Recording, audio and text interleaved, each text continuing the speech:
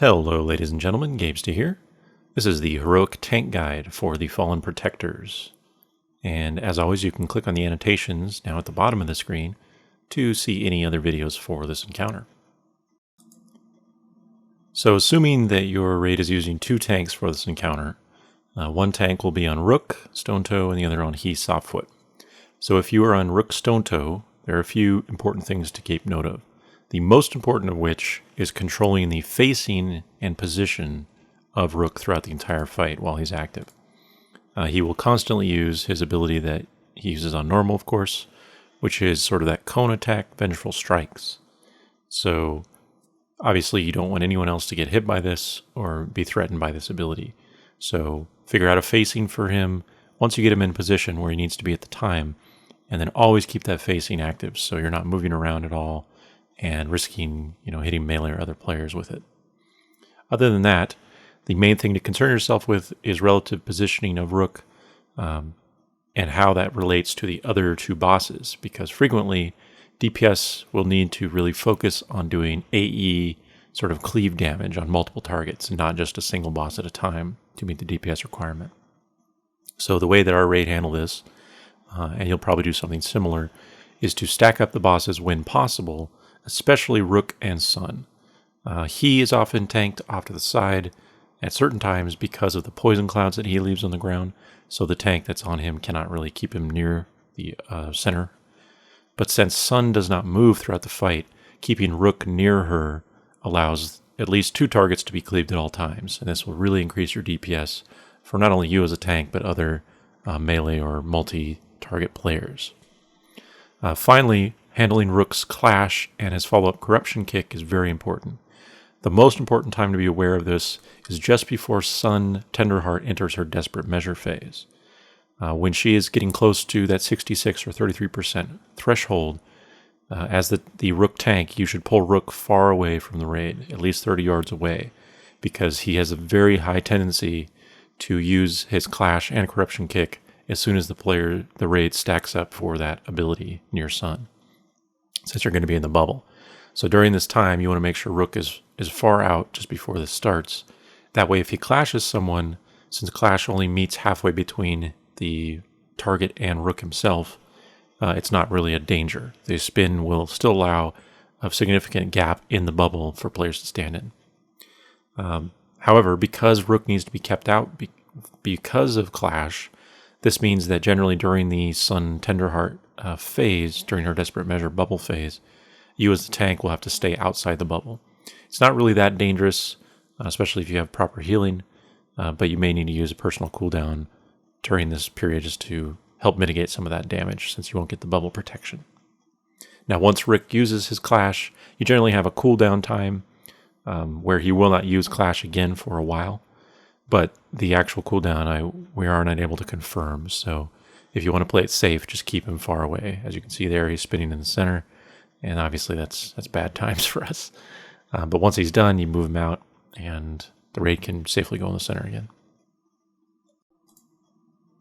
The other important thing for the Rook tank is handling the Rook's Desperate Measure phase. So just like in normal, there will be 3 embodied spawns, the Sorrow, Gloom, and Misery.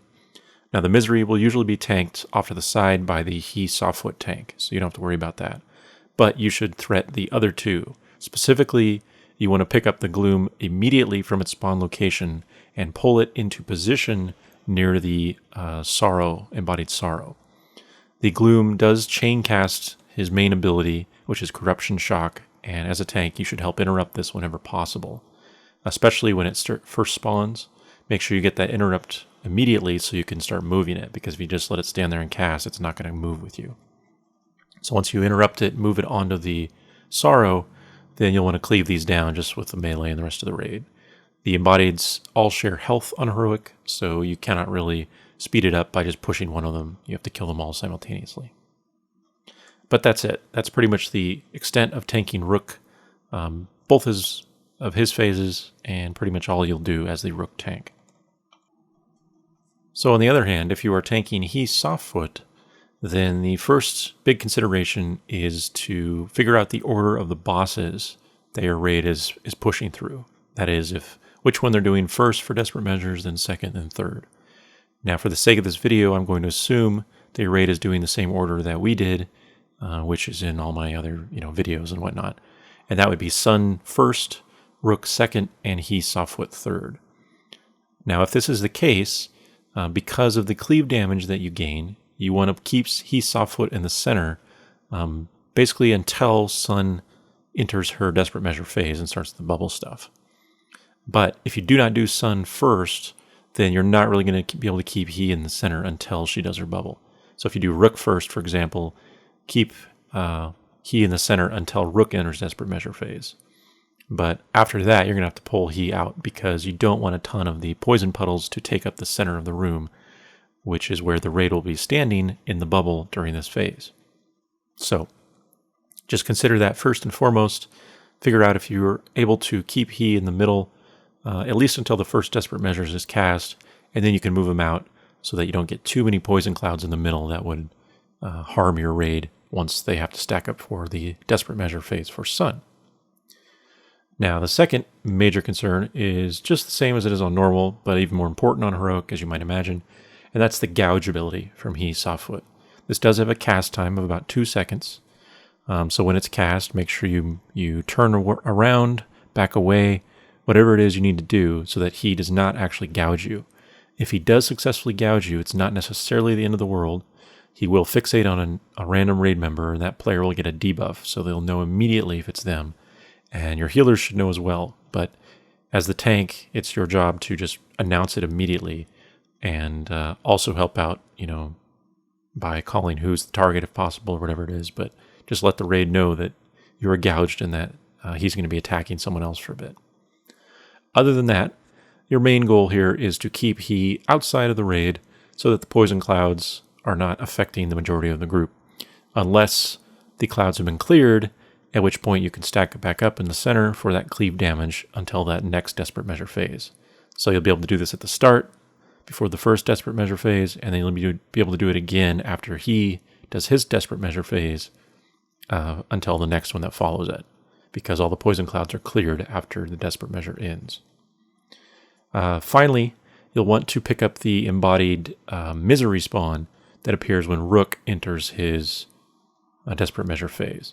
So the other two embodiments should be picked up by the Rook tank, but as the tank that's on He, you'll generally be outside of the raid anyway, so it's good for you to pick up the misery.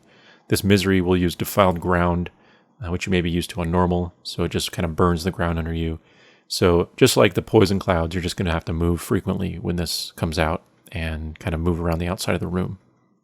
You'll also need to probably stay outside the raid during the bubble phase for Sun Tenderheart, because you just, again, cannot afford to drop poison clouds under the group.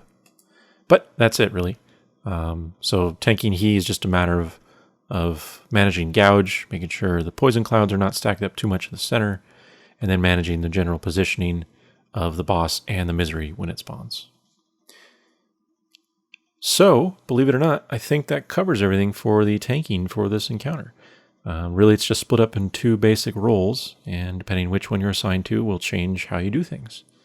So, as always, good luck, thanks for watching, and if you enjoyed, please subscribe.